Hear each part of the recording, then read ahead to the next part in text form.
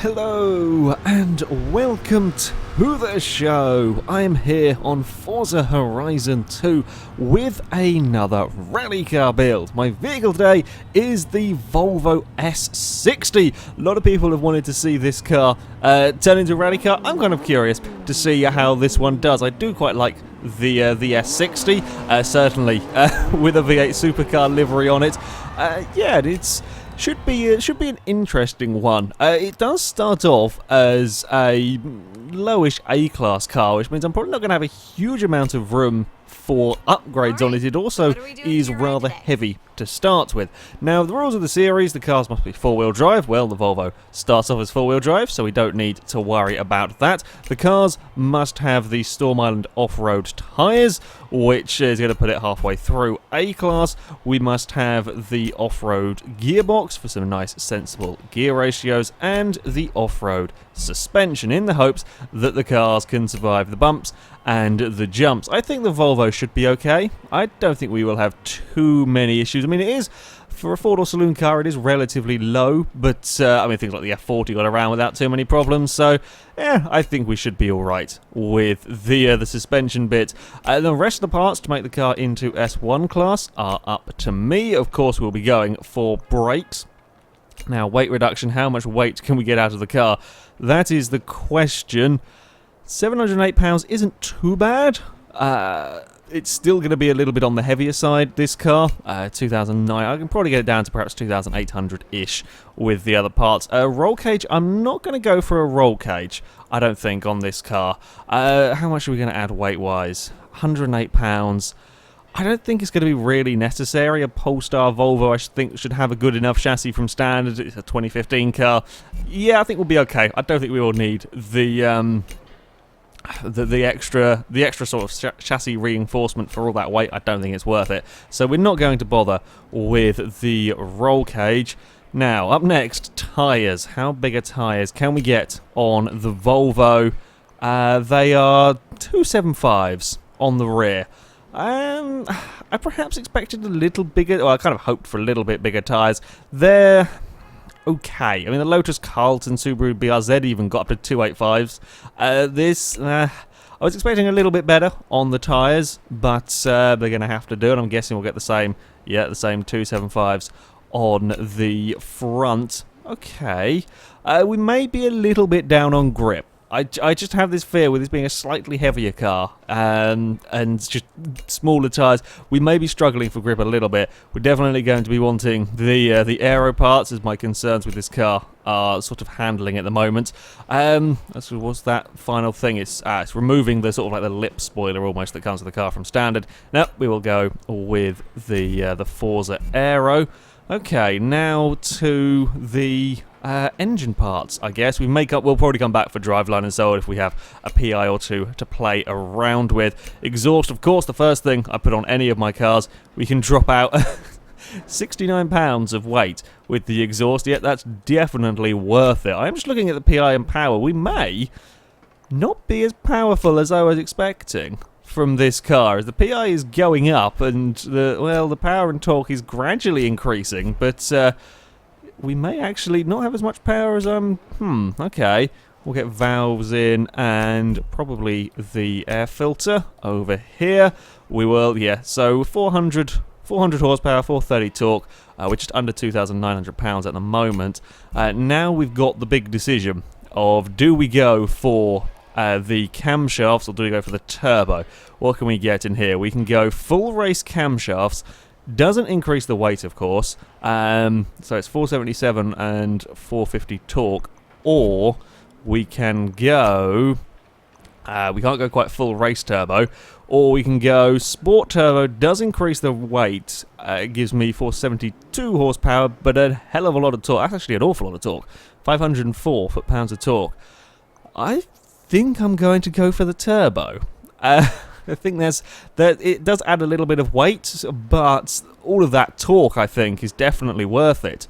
And it gives me a little bit more PI to play with. You can probably get that weight back out of it again if we go with the driveline and clutch and so on. So we will get a look at that. That takes out a lot of weight as well. The full race driveline, if you like, £29. Yep. Okay, now that's pretty much taken out all the weight that the turbo added back in, and we've still got all of that torque and so on. So yeah, that's pretty good. We'll get a clutch in as well. We can only get a first stage clutch.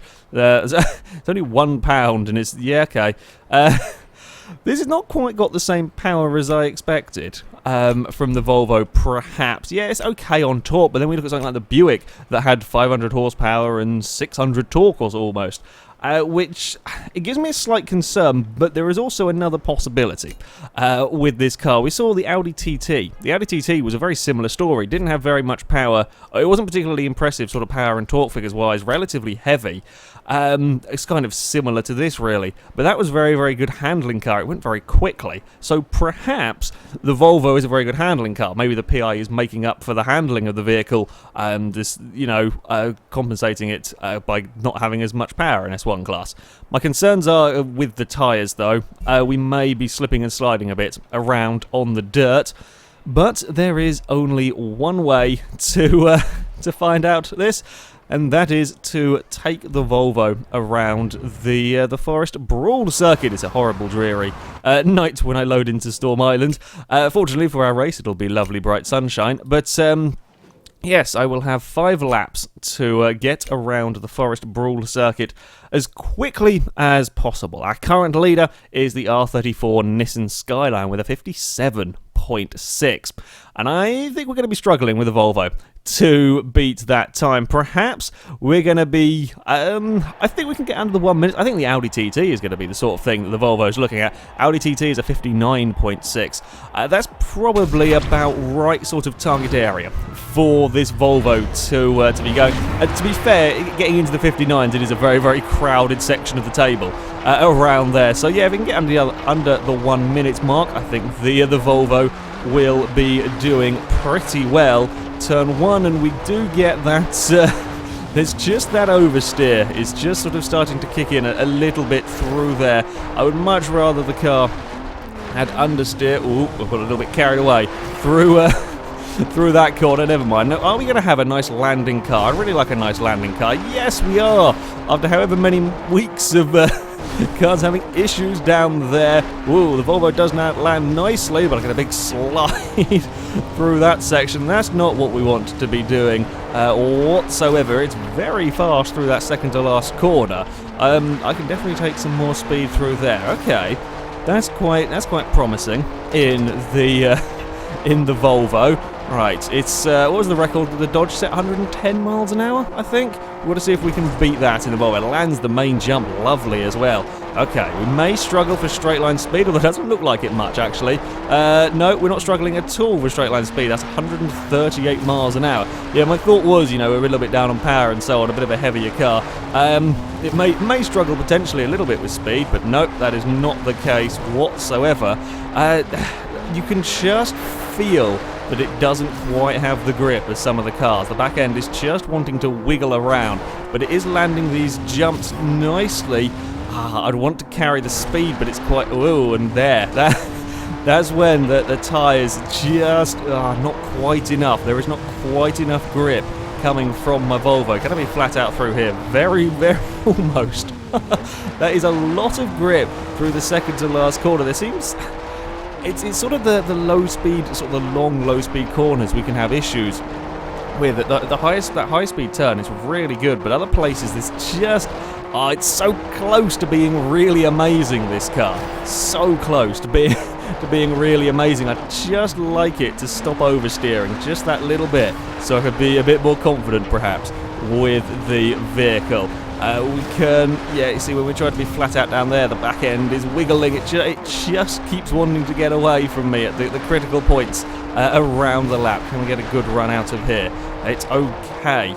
Can we now get a decent landing down here? Much better than we have seen before. Then the back end wants to go out again. I get 101 through the corner, but the back end's wanted to come around and say hello.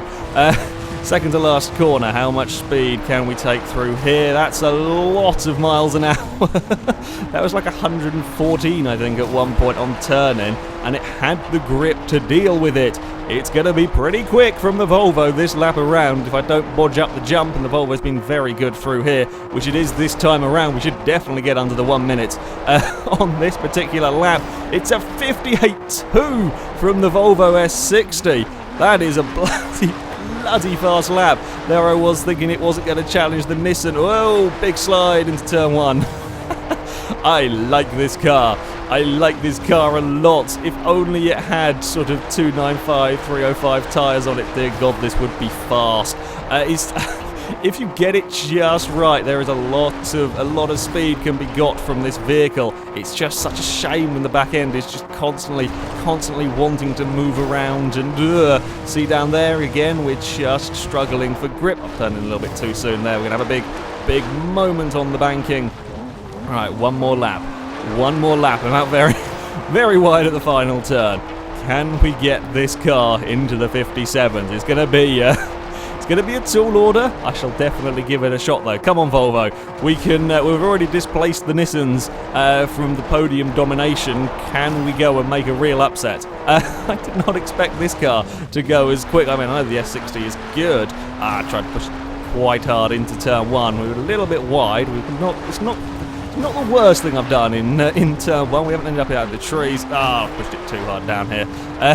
Trying to make up more time from this car. We're going to get a big slide as well.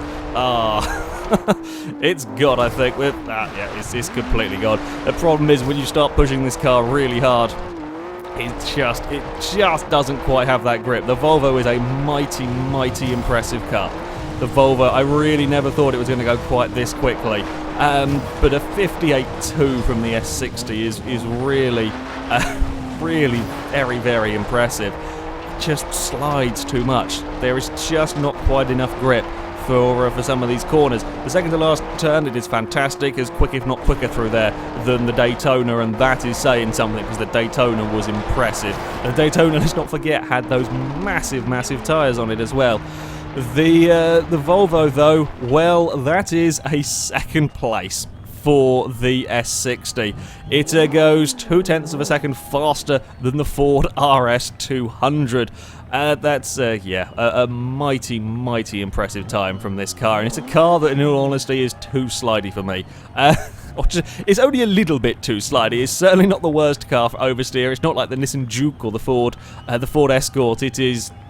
It's just when you push it hard, when you're trying to find that couple of tenths of a second a lap, the back end is just wanting to move around, which is a little bit of a shame. With some bigger tyres, I have no doubt this thing would absolutely fly. As it is, though, just that tiny bit too slidey from me, but that is still a second place for the S60, which is... yeah, that's quicker than I was expecting from it, but there we go. I should give up trying to guess what times these cars are going to do. I'm apparently not particularly good at it, but that is it from me. Thank you very much for watching, and until next time, goodbye.